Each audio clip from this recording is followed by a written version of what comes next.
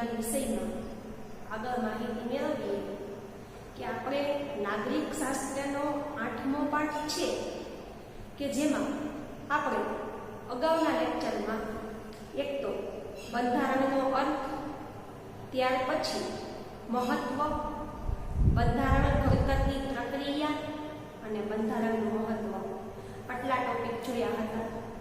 ફરીથી એકવાર એનું રિવિઝન કરી લઈએ અને ત્યાર પછી આજના દિવસના ટોપિક છે જે એક તો આમુખના આધાર સ્તંભો છે તે, એટલે કે આમુખને ટકાવી રાખવા માટેના મુખ્ય સ્તંભ એટલે કે થાંભલા છે તે, અને ત્યાર પછી બંધારણના મૂળભૂત લક્ષણો છે તે.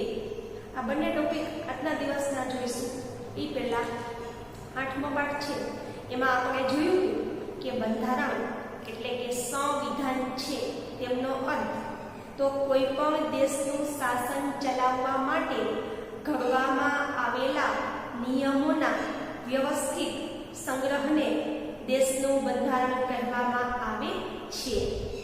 કે કોઈ પણ દેશનું શાસન ચલાવવું હોય તો એ માટે ઘડવામાં આવેલા નિયમોના વ્યવસ્થિત સંગ્રહને દેશનું બંધારણ કહે છે. કે કોઈ પણ દેશનું શાસન યોગ્ય રીતે ચલાવવા માટે થઈ અને નિયમો છે એનો વ્યવસ્થિત સંગ્રહ કરવામાં આવ્યો હોય તેમને બંધારણ કહે છે. બંધારણનું મહત્વ આપણે જોયું હતું કે આપણા દેશનું તે મહત્વનો પાયાનો દસ્તાવેજ ગણાય છે. કે આપણા દેશમાં બંધારણ છે એ પાયાનો એટલે કે અત્યંત મહત્વનો કહી શકાય એવો દસ્તાવેજ એટલે કે હાથેથી અથવા તો છાપીને લખાયેલો ગ્રંથ છે. આમ બંધારણ છે તેમાં લોકોની જરૂરિયાતો, આકાંક્ષાઓ, ઈચ્છાઓ અને અપેક્ષાઓ છે અને લોકો છે એને ઉચ્ચ ધ્યેય સુધી લઈ જવાની ભાવનાઓનો પડઘો પડેલો છે. કે બંધારણની અંદર ભારતના નાગરિકો છે એમની જરૂરિયાતો, ઈચ્છાઓ, અપેક્ષાઓ, ત્યાર પછી આકાંક્ષાઓ, આ ઉપરાંત બધી જ ઉચ્ચ ભાવનાઓનો પડઘો પડેલો હોય છે.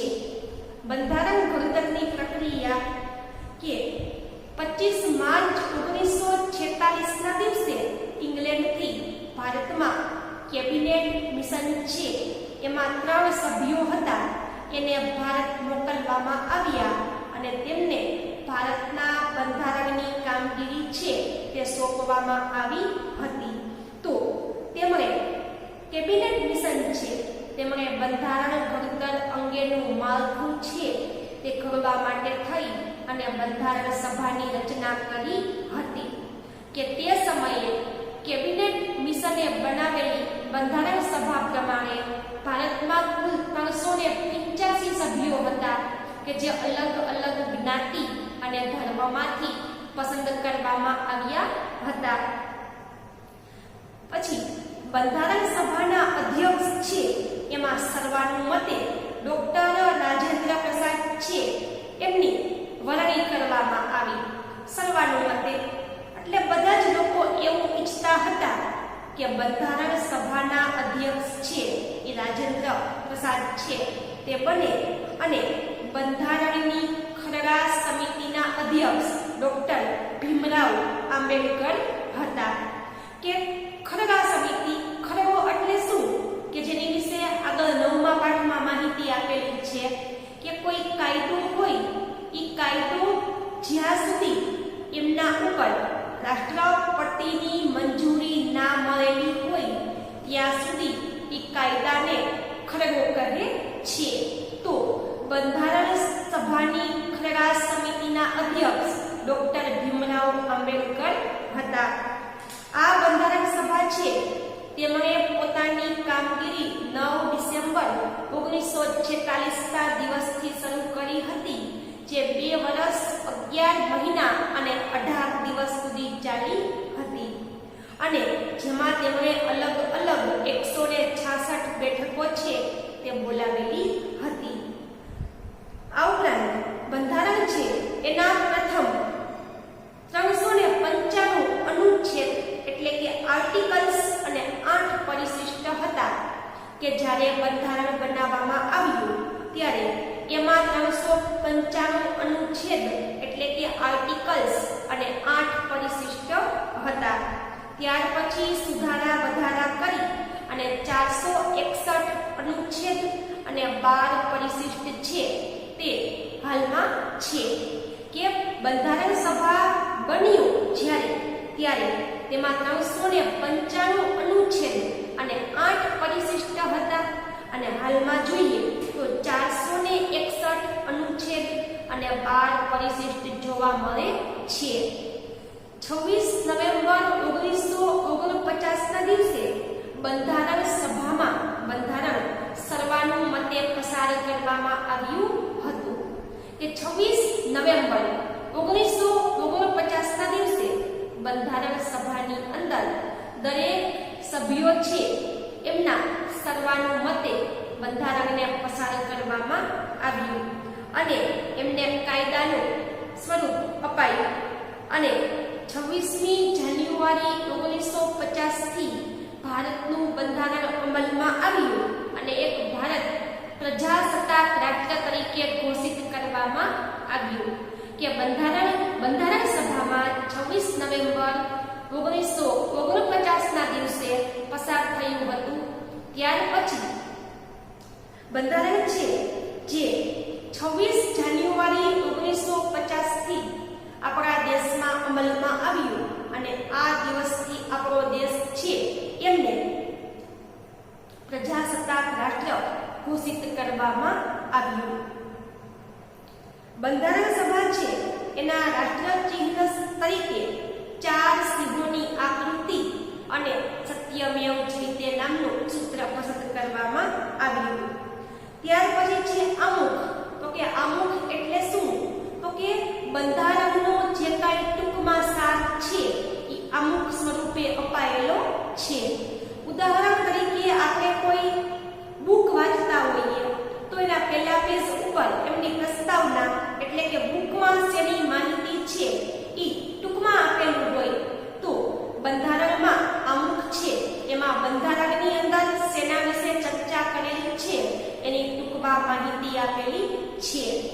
તો 1976 નો 42મો સુધારો કરી અને આપણા દેશમાં સમાજવાદી બિન સાંપ્રદાયિક શબ્દ છે તેમજ રાષ્ટ્રીય એકતા અને રાષ્ટ્રની અખંડિતતા જેવા શબ્દ છે તે ઉમેરવામાં આવ્યા હતા. અને બંધારણના ઉદ્દેશ્યો થકી ભારતમાં કલ્યાણ રાજ્ય સ્થાપવાની ઉચ્ચ ભાવના અને આદર્શોને સિદ્ધ કરે એવું પણ સ્પષ્ટ કરવામાં આવ્યું. ટૂંકમાં 1976માં 42મો સુધારો કરી અને આપણા દેશમાં સમાજવાદી બિન સાંપ્રદાયિક સમાજવાદી એટલે કે સમાજના બધા જ લોકોને ધ્યાનમાં રાખવા, બિન સાંપ્રદાયિક એટલે કે બધા જ ધર્મને સમાન ગણવા અને રાષ્ટ્રીય એકતા કે રાષ્ટ્રમાં હળી મળીને રહેવું અને રાષ્ટ્રની અખંડિતતા રાષ્ટ્રના કોઈ પણ ભાગને તૂટવા ન દેવા.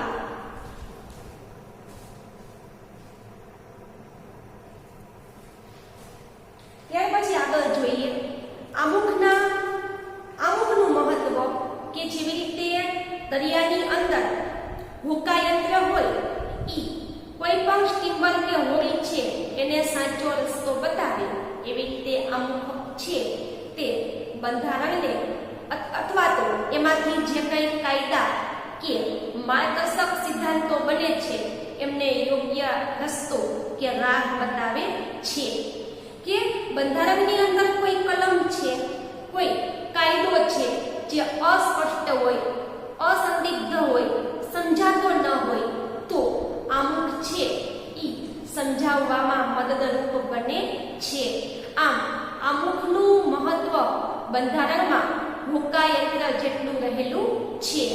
એટલે કે સમુદ્રમાં યોગ્ય દિશા જેમ હોકાયંત્ર બતાવે છે એવી રીતે આમુખ છે ઈ ખાસ કરી અને દેશમાં નવા કાયદા બનાવવા માટે થઈ અને યોગ્ય માર્ગદર્શન પૂરું પાડે છે.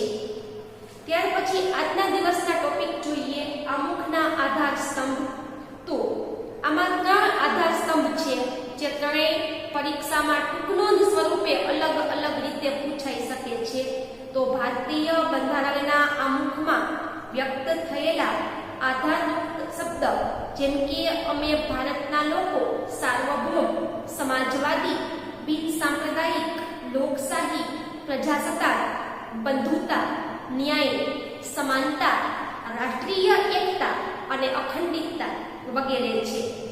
કે બંધારણના આમુખમાં જે શબ્દ વ્યક્ત કરવામાં આવ્યા છે જેમાં અમે ભારતના લોકો એટલે કે અમે ભારતના નાગરિકો, સાર્વભૌમ એટલે ભારતમાં આવેલી તમામ સરહદી જમીન ભારતની છે. ટૂંકમાં ભારત છે એની અંદર આવેલા તમામ રાજ્યો ભારતના છે. સાર્વભૌમ, સમાજવાદી કે વ્યક્તિ નહીં પણ સમાજને મહત્વ આપે, બિનસાંપ્રદાયિક તમામ ધર્મને એક જ સમાન ગણે, લોકશાહી કે લોકો મત દ્વારા સરકારને ચૂંટે, પ્રજાસત્તાક લોકોના હાથમાં શાસન હોય તેવું, બંધુતા એટલે કે ભાઈચારાની ભાવના, હળી મળીને રહેવું મિત્રતાના ભાવે, ન્યાય લોકોને સમાન ન્યાય પૂરો પાડવો, લોકોની વચ્ચે સમાનતા ઊભી કરવી, સ્વાતંત્ર્ય લોકોને સ્વતંત્રતા આપવી, રાષ્ટ્રીય એકતા કે દેશમાં લોકો હળી મળીને રહે અને રાષ્ટ્રીય અખંડિતતા એટલે દેશનું કોઈ પણ રાજ્ય દેશમાંથી છૂટું ન પડે. આવા તમામ શબ્દ આમુખમાં વ્યક્ત કરવામાં આવ્યા છે. તો મુખ્યત્વે નીચે દર્શાવેલા 3 આધાર સ્તંભ છે એમની વિસ્તારપૂર્વક ચર્ચા કરવામાં આવેલી છે. કે આમુખના આધાર સ્તંભ એટલે કે થાંભલો. તો કોઈ પણ મકાન છે બનાવવું હોય તો પેલા એમના પાયા ખોદવા પડે છે. એક પ્રકારનો સ્તંભ કે થાંભલો છે. કે કોઈ પણ વસ્તુને ટેકો પૂરો પાડવો હોય તો સ્તંભ એટલે કે થાંભલા છે એ પેલા બનાવવામાં આવે. કે નવું મકાન બનતું હોય તો એને ટેકો પૂરો પાડવા માટે સિમેન્ટના થાંભલા બનાવવામાં આવે છે. એવી રીતે આમુખને ટકાવવા માટે થઈ અને એમના મુખ્ય 3 આધાર સ્તંભ છે. જેમાં પેલું છે લોકશાહી. ભારતના બંધારણમાં ભારતના લોકોને આખરી સાર્વભૌમ સત્તા મળેલી છે. કે ભારતનું બંધારણ છે એને ભારતના તમામ નાગરિકો છે એમના હાથમાં આખરી એટલે કે અંતિમ અથવા તો છેલ્લું. ભારતના બંધારણે ભારતના નાગરિકોને છેલ્લી અથવા તો અંતિમ સત્તા સોંપેલી છે. એ પણ કેવી? તો કે સાર્વભૌમ એટલે કે ભારતના તમામ રાજ્ય છે એની ઉપર ભારતના નાગરિકોનું શાસન છે. કોઈ એક વ્યક્તિ કે વર્ગનું શાસન નથી. કે આખો ભારત દેશ છે એમાં કોઈ પણ એક વ્યક્તિનું કે કોઈ એક વર્ગનું શાસન નથી, પરંતુ આખા દેશના તમામ નાગરિકોનું શાસન આવેલું છે. તો કે વર્ગ એટલે શું? તો કે વર્ગ એટલે કે સમાજની અંદર લોકો અલગ અલગ રીતે વહેંચાયેલા હોય. જેમ કે ગરીબ વર્ગ જેમાં ગરીબો હોય, એમથી થોડાક પૈસાવાળા મધ્યમ વર્ગ કે જે ગરીબ પણ ન હોય અને અમીર પણ ન હોય, અને એમનાથી ઉપર શ્રીમંત વર્ગ એટલે કે ધનવાન વર્ગ કે જેમની પાસે સૌથી વધારે પૈસા છે. આમ સમાજમાં 3 પ્રકારના વર્ગ આવેલા છે. તો બંધારણ છે જેમાં લોકશાહી છે એ કોઈ એક વ્યક્તિના કે એક વર્ગના હાથમાં નથી, પણ સત્તાની અંતિમ બાગડોર લોકો હસ્તક છે. એટલે કે આપણા દેશની એટલે કે ભારત દેશની સત્તા છે એમની અંતિમ એટલે કે છેલ્લી બાગડોર એટલે કે દોરી પણ અહીં કલ્પના કરી છે. કે ઉદાહરણ તરીકે કોઈ ઘોડાગાડીમાં આપણે જતા હોઈએ તો એ ઘોડાગાડીનો ગાડીનો માલિક છે એ ચલાવતો હોય તો એમના હાથમાં એક દોરી હોય કે જે ઘોડાને બાંધેલી હોય, કે જે દોરી દ્વારા એ ઘોડા છે એને યોગ્ય દિશામાં ચલાવે, જેમનાથી ઘોડા ગાડી છે એ યોગ્ય દિશામાં ચાલે છે. બાગડોર એટલે કે દોરી, પણ અહીં કલ્પના કરી છે કે આપણા દેશની સત્તા અંતે ભારતના લોકોના હસ્તક એટલે હાથમાં રહેલી છે. લોકશાહી ડેમોક્રેસી શબ્દ ઉપરથી બનેલો છે, કે મૂળ ગ્રીક ભાષાનો શબ્દ છે ડેમોક્રેસી, કે જે અંગ્રેજીમાં ડેમોક્રેસીના નામથી ઓળખાય છે અને ગુજરાતીમાં આપણે તેમને લોકશાહી કહીએ છીએ. તો મૂળ ગ્રીક શબ્દ ડેમોસ એટલે કે લોકો અને ક્રેટોસ એટલે કે સત્તા, એમના ઉપરથી ડેમોક્રેસી શબ્દ બન્યો છે. કે લોકશાહી જેને અંગ્રેજીમાં ડેમોક્રેસી કહે છે, તો આ ડેમોક્રેસી શબ્દ છે એ ગ્રીક ભાષાના બે શબ્દ છે એમના ઉપરથી બનેલો છે, જેમાં ડેમોસ એટલે કે લોકો અને ક્રેટોસ એટલે કે સત્તા. ટૂંકમાં રાજ્ય છે એમની સત્તા લોકોના હાથમાં હોય એમને લોકશાહી કહે છે. રાજ્ય સત્તા અમુક વ્યક્તિના હાથમાં નિરંકુશ રીતે સ્થાપિત થયેલી નથી, એટલે કે આપણા દેશની સત્તા છે એ અમુક વ્યક્તિઓના હાથમાં નિરંકુશ એટલે કે ખોટી રીતે સ્થપાયેલી નથી, પરંતુ લોકોના હાથમાં છે. કે આપણા દેશની સત્તા કોઈ અમુક વ્યક્તિના હાથમાં નથી, પણ બધા જ લોકોના હાથમાં છે. લોકશાહી એવી રાજ્ય વ્યવસ્થા છે જેમાં દેશમાં લોકો સામાજિક અને આર્થિક અને રાજકીય ન્યાય મેળવી શકે છે અને રાજ્ય વ્યવસ્થામાં ભાગ લેવાનો અધિકાર ધરાવે છે. કે લોકશાહી એવી રાજ્ય વ્યવસ્થા છે કે જેમાં લોકો સામાજિક, આર્થિક અને રાજકીય ન્યાય મેળવી શકે છે અને રાજ્ય વ્યવસ્થામાં ભાગ લેવાનો અધિકાર પણ ધરાવે છે. ભારતના બંધારણમાં સાર્વત્રિક પુખ્ત વય મતાધિકારના ધોરણે મતદારોએ ચૂંટેલા પોતાના પ્રતિનિધિઓ દ્વારા રચાતી સંસદ એટલે કે લોકસભા અને કારોબારી એટલે કે પ્રધાનમંડળ અને વહીવટી તંત્રને જવાબદાર હોય છે. કે ભારતનું બંધારણ છે જેમાં સાર્વત્રિક પુખ્ત વય મતાધિકાર છે. સાર્વત્રિક બધાને સમાન લાગુ પડે તેવું પુખ્ત વય 18 વર્ષ કરતા મોટી ઉંમર મતાધિકાર. કે આપણા દેશમાં બધા જ લોકો 18 વર્ષની ઉંમર પૂરી કરે ત્યાર પછી મત આપી શકે એવો અધિકાર તેમને મળેલો છે. અને આ મતાધિકારના દ્વારા લોકો પોતે ચૂંટેલા પ્રતિનિધિઓ છે એના દ્વારા રચાતી સંસદ કે જેમને લોકસભા કહે છે અને કારોબારી પ્રધાનમંડળ અને વહીવટી તંત્રને જવાબદાર હોય છે. કે લોકો ચૂંટણી દરમિયાન જે લોકોને મત આપીને ચૂંટી કાઢે છે એનાથી દિલ્હીમાં સંસદ બને છે કે જે લોકસભા તરીકે ઓળખાય છે અને એમનું કારોબારી મંડળ એટલે કે લોકસભાનું કારોબારી મંડળ હોય એમાં પ્રધાનમંત્રી અને એમનું વહીવટી તંત્ર એટલે કે પ્રધાનમંત્રી અને એમની નીચેના મંત્રીઓ અને અલગ અલગ કર્મચારીઓનું માળખું હોય છે. કારોબારીને અબાધિત સત્તા નથી. કારોબારી એટલે કે પ્રધાનમંત્રી અને એમનું વહીવટી તંત્ર છે એમને અબાધિત એટલે કે એમને અબાધિત એટલે કે તેમને વધારે પ્રમાણમાં સત્તા મળેલી નથી.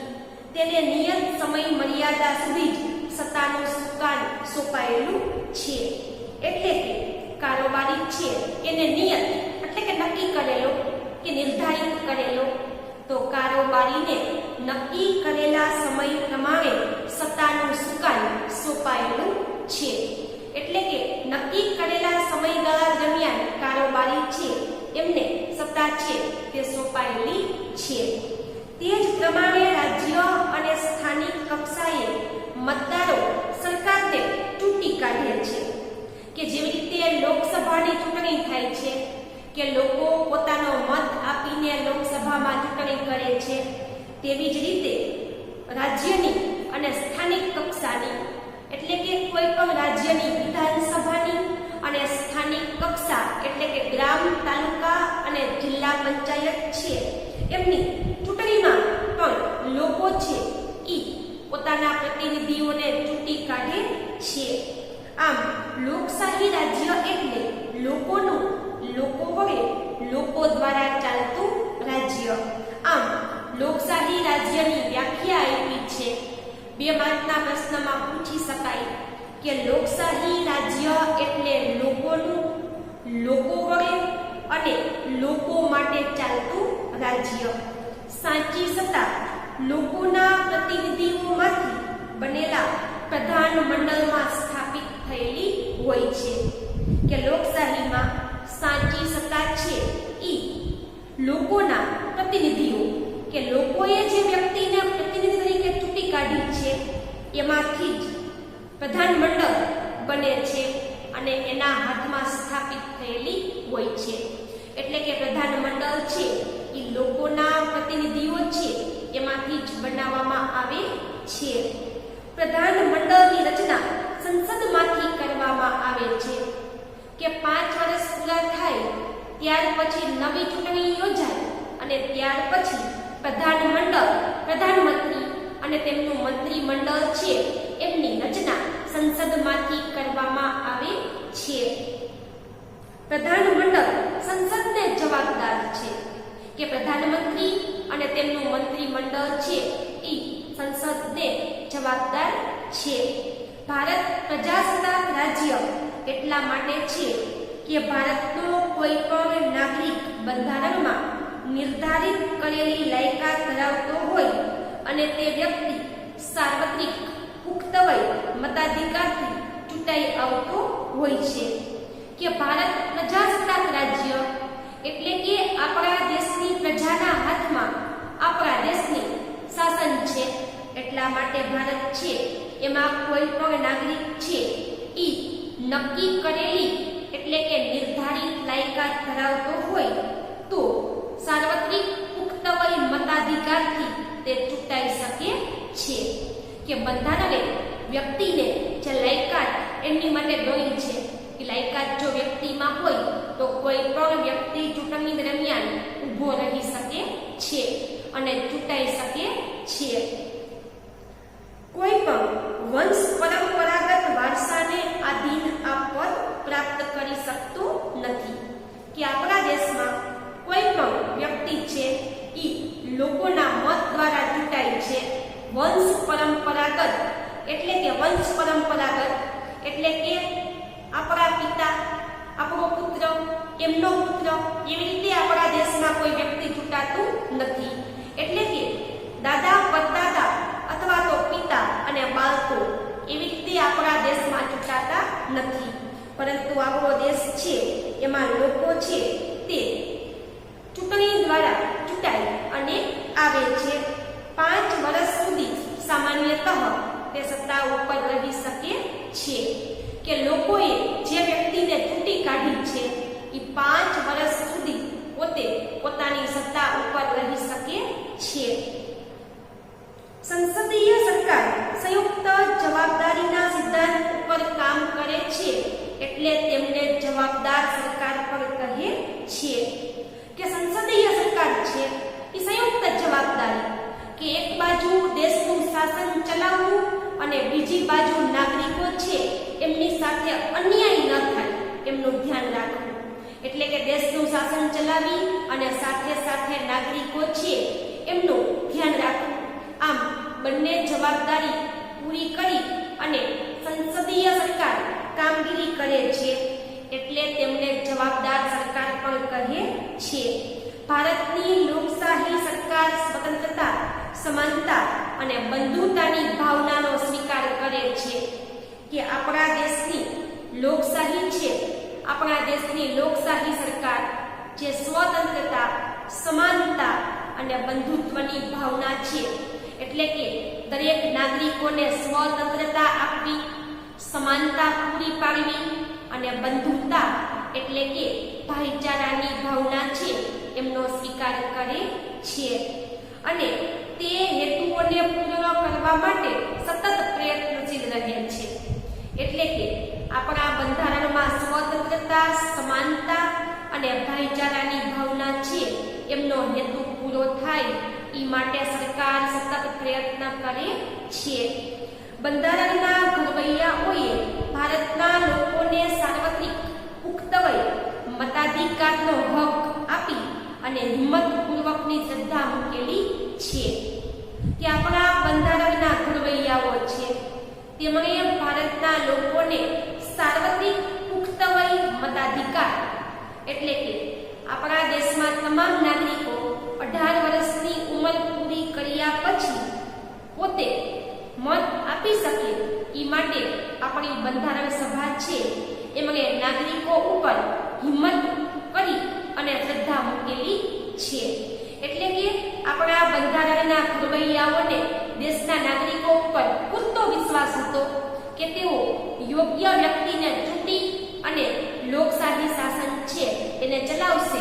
એટલે બંધારણના ઘડવૈયાઓ છે તેમણે હિંમતપૂર્વક શ્રદ્ધા ભેગી કરી અને દરેક નાગરિકો ઉપર વિશ્વાસ મૂકેલો છે. લોકશાહીમાં ભારતીય બંધારણમાં મૂળભૂત હક, રાજ્યનીતિના માર્ગદર્શક સિદ્ધાંતો, સંસદ, ધારાસભા, સ્વતંત્ર અને નિષ્પક્ષ ન્યાયતંત્ર અને ચૂંટણી પંચની રચના અને કાર્ય વગેરે જોગવાઈઓ છે એ ભારતને લોકશાહી રાજ્ય ઘોષિત કરે છે. કે લોકશાહીમાં ભારતીય બંધારણ છે જેમાં મૂળભૂત હક, ત્યાર પછી રાજ્યનીતિના માર્ગદર્શક સિદ્ધાંતો, સંસદ એટલે કે લોકસભા, ધારાસભા, સ્વતંત્ર અને નિષ્પક્ષ ન્યાયતંત્ર, ચૂંટણી પંચની રચના અને કાર્ય આ બધી જ બાબતોનો સમાવેશ કરી અને આપણા દેશને તે લોકશાહી દેશ છે તે જાહેર કરે છે. સાર્વત્રિક પુખ્ત વય મતાધિકાર એટલે કોઈ પણ જાતિ, જ્ઞાતિ, ધર્મ, ભાષા, લિંગ, શિક્ષણ, આવક કે જન્મના સ્થાનના ભેદભાવ કર્યા વગર 18 વર્ષ કે તેથી વધારે ઉંમરની વ્યક્તિ છે કે નાગરિક છે એમને મત આપવાનો અધિકાર. 2 માર્કના પ્રશ્નમાં પૂછી શકાય કે સાર્વત્રિક પુખ્ત વય મતાધિકાર એટલે શું? તો કોઈ પણ વ્યક્તિ કોઈ પણ જાતિની હોય, કોઈ પણ જ્ઞાતિની હોય, કોઈ પણ ધર્મ પાળતી હોય, કોઈ પણ ભાષા બોલતી હોય, લિંગ એટલે કે સ્ત્રી કે પુરુષ હોય, શિક્ષણ કેવી પણ હોય કે ઓછું કે વધારે ભણેલી હોય, એમની આવક ગમે તેટલી હોય કે એનો જન્મ ભારતમાં કોઈ પણ વિસ્તારમાં થયો હોય, તો આવો કોઈ પણ જાતનો ભેદભાવ કર્યા વગર જે વ્યક્તિની ઉંમર 18 વર્ષ અથવા તો તેમનાથી મોટી થઈ ગઈ છે એમને મત આપવાનો અધિકાર આપે છે. જો કે મતદાર યાદીમાં નાગરિકના નામની નોંધણી કરાવવી ફરજિયાત છે. કે કોઈ પણ વ્યક્તિને 18 વર્ષ થાય અથવા તો 18 વર્ષ પૂરા થાય ત્યાર પછી મતદાર યાદી છે એ સમયે બહાર પડતી હોય આપણા વિસ્તાર પ્રમાણે. તો આપણે જે વિસ્તારમાં રહેતા હોઈએ ત્યાં આપણા નામની નોંધ છે તે મતદાર યાદીમાં કરાવી અને ચૂંટણી કાર્ડ મેળવવું પડે છે. બીજું છે અમુકનું આધાર સ્તંભ સમાજવાદી. ભારતમાં 1976માં કટોકટી શાસન દરમિયાન બંધારણમાં 42મો સુધારો કરી અને અમુકમાં સમાજવાદી શબ્દ ઉમેરવામાં આવ્યો. તો પહેલા તો કટોકટી એટલે શું? તો દેશ છે એની સરકાર છે, તો દેશની સરકાર દેશને આર્થિક રીતે બરાબર ચલાવી શકતી ન હોય, એટલે કે સરકારની પાસે પૈસા ન હોય, યુદ્ધની પરિસ્થિતિ પેદા થવાની હોય, તો આવી પરિસ્થિતિ છે ત્યારે સરકાર કટોકટી લગાવે છે. કે કટોકટી એટલે શું? કે કટોકટી દરમિયાન દેશની અંદર જે નાગરિકો માટેના કાર્યો હોય છે એવી સરકારી કામ બંધ કરી દેવામાં આવે છે. સરકાર છે ઈ અમુક લોકો છે એમના પગારમાં ઘટાડો લોકોને અમુક પ્રકારના કામ સોંપી શકે છે અને અમુક સમય માટે એમને એક ભારતમાંથી બીજા દેશમાં જવાની મનાઈ પણ કરી શકે છે. ટૂંકમાં કટોકટી એટલે બંધારણના નિયમ પ્રમાણે દેશ ન ચાલતો હોય તો સરકાર છે, ખાસ કરીને રાષ્ટ્રપતિ, એ અમુક સમય માટે કટોકટી જાહેર કરી શકે છે. તો 1976માં જ્યારે કટોકટીનું શાસન હતું ત્યારે બંધારણમાં 42મો સુધારો કરવામાં આવ્યો કે બંધારણમાં યોગ્ય રીતે સુધારો કરી શકાય છે અને સમાજવાદી શબ્દ ઉમેરવામાં આવ્યો. ભારતીય બંધારણની મોટા ભાગની જોગવાઈઓ પ્રત્યક્ષ કે પરોક્ષ રૂપે સામાજિક ક્રાંતિ દ્વારા સામાજિક અને આર્થિક સમાનતા સાધીને કલ્યાણ રાજ સ્થાપવાનો મુખ્ય ઉદ્દેશ ધરાવે છે. કે ભારતના બંધારણની મોટા ભાગની જોગવાઈઓ છે તે પ્રત્યક્ષ કે પરોક્ષ રૂપે કે ભારતનું બંધારણ છે એમની મોટા ભાગની જોગવાઈઓ પ્રત્યક્ષ એટલે કે સીધી રીતે, પરોક્ષ એટલે કે આડકતરી રીતે, કે પ્રત્યક્ષ એટલે કે સીધે સીધું અને પરોક્ષ એટલે કે આડકતરી રીતે સમાજમાં સામાજિક ક્રાંતિ એટલે કે પરિવર્તન, કે સમાજમાં પરિવર્તન લાવી અને સમાજમાં સામાજિક અને આર્થિક સમાનતા સાધીને, કે સમાજમાં પરિવર્તન લાવીને સમાજમાં દરેક લોકો સામાજિક આર્થિક રીતે સમાન એટલે કે સમાનતા પ્રાપ્ત કરે એવા કલ્યાણ રાજ સ્થાપવાનો મુખ્ય ઉદ્દેશ છે.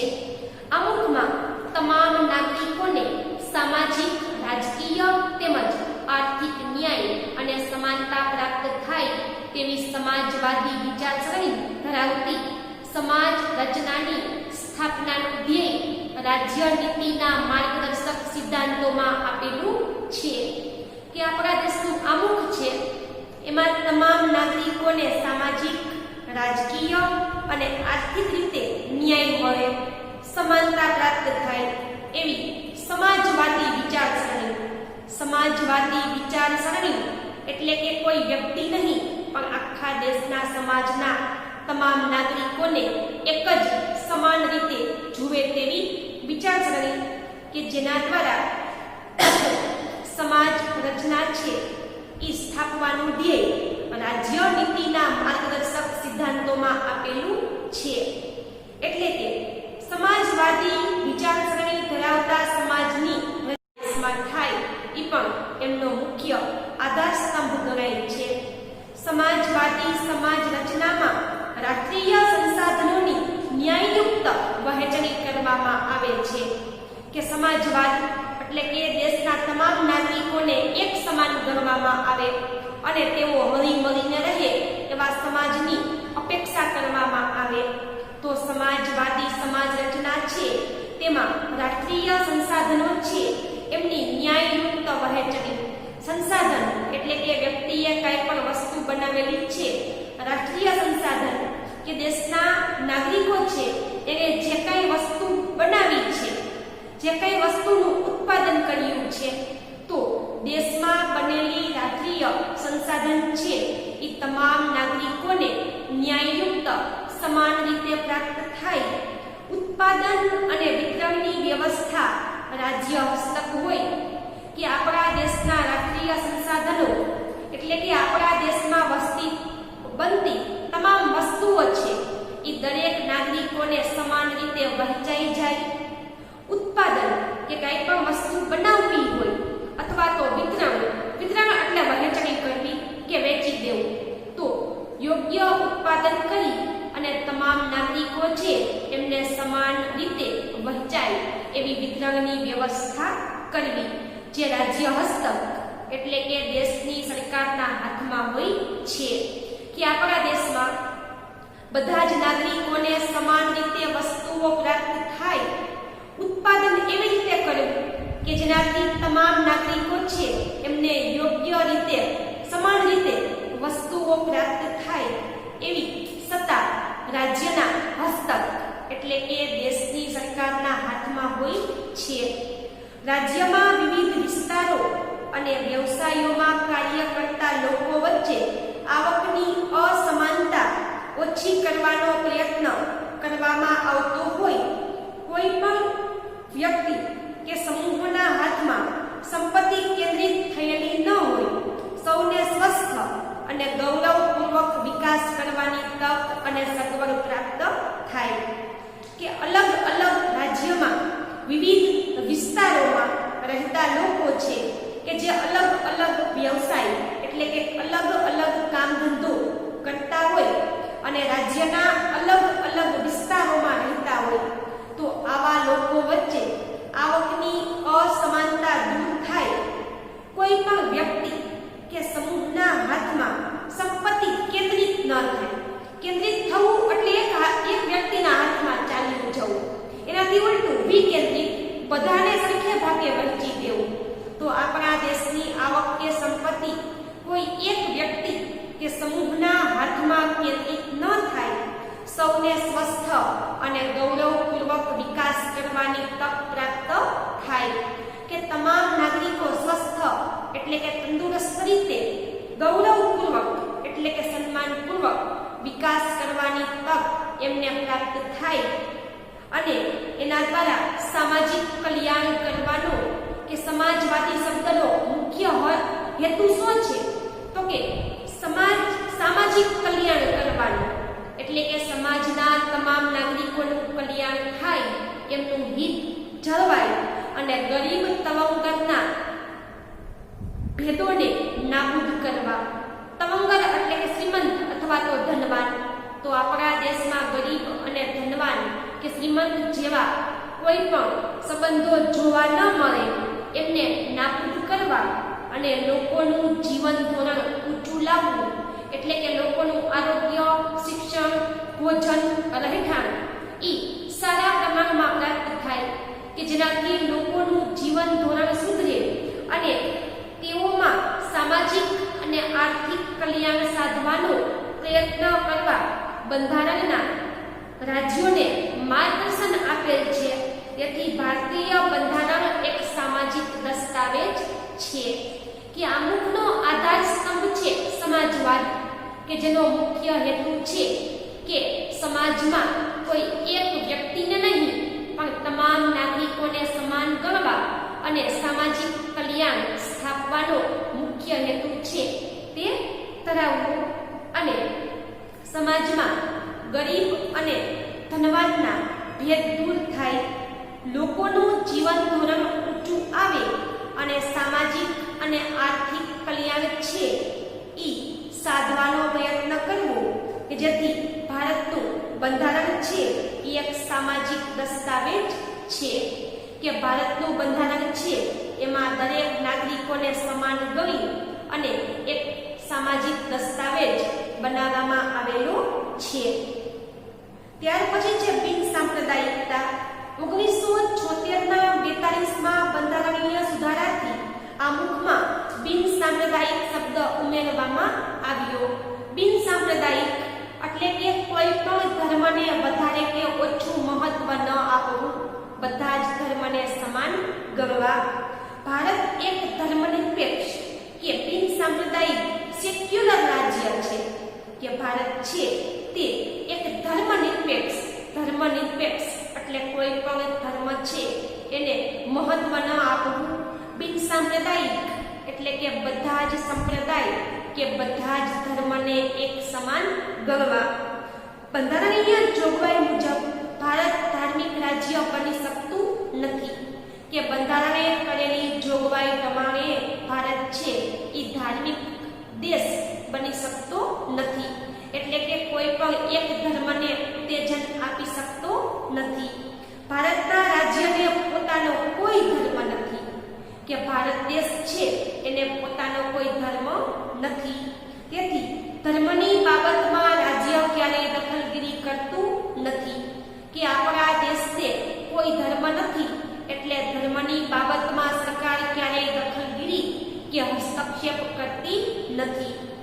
તેથી રાજ્ય કોઈ પણ ધાર્મિક પ્રવૃત્તિને ટેકો આપી શકતી નથી. અહીં રાજ્ય આવે એટલે દેશની સરકાર સમજવી.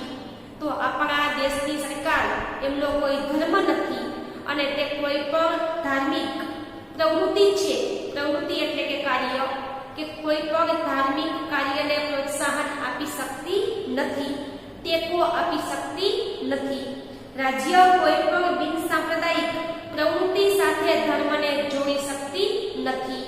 કે આપણા દેશની સરકાર છે ઈ બિનસાંપ્રદાયિક છે, કે બિનસાંપ્રદાયિક પ્રવૃત્તિઓ છે એની સાથે કોઈ પણ ધર્મને જોડી શકાતો નથી. દેશના કોઈ પણ નાગરિકને પોતાની ઈચ્છા પ્રમાણેનો ધર્મ પાળવાની સ્વતંત્રતા છે. કે આપણા દેશમાં કોઈ પણ નાગરિક પોતાને મનગમતો ધર્મ છે એમની સ્વતંત્રતા તે પાળી શકે છે.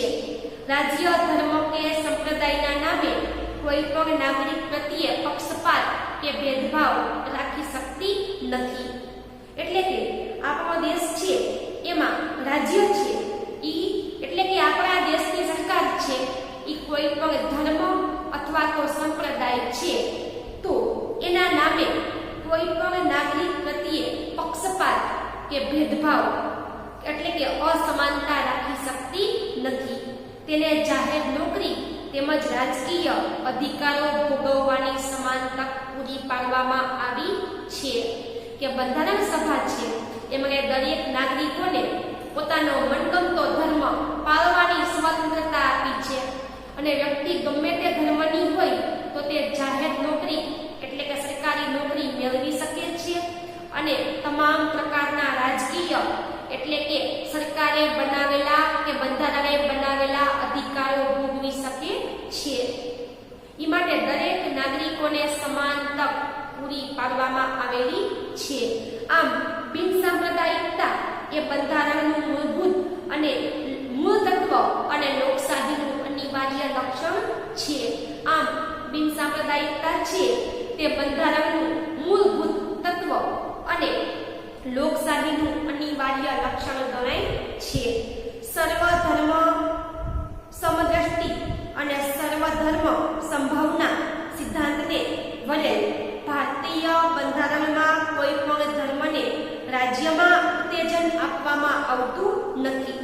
સર્વધર્મ સમદ્રષ્ટિ, સર્વ એટલે કે બધા, ધર્મને સમદ્રષ્ટિ એટલે કે સમાન દ્રષ્ટિ, બધા જ ધર્મને સમાન દ્રષ્ટિથી એટલે કે એક જ સમાન રીતથી કે નજરથી જોવા, એટલે કે બધા જ ધર્મને એક સમાન રીતે જોવા અને સર્વ ધર્મ સંભાવ એટલે કે બધા જ ધર્મ છે સંભાવ એટલે કે હળી મળીને રહે એવા પ્રયત્ન કરવા.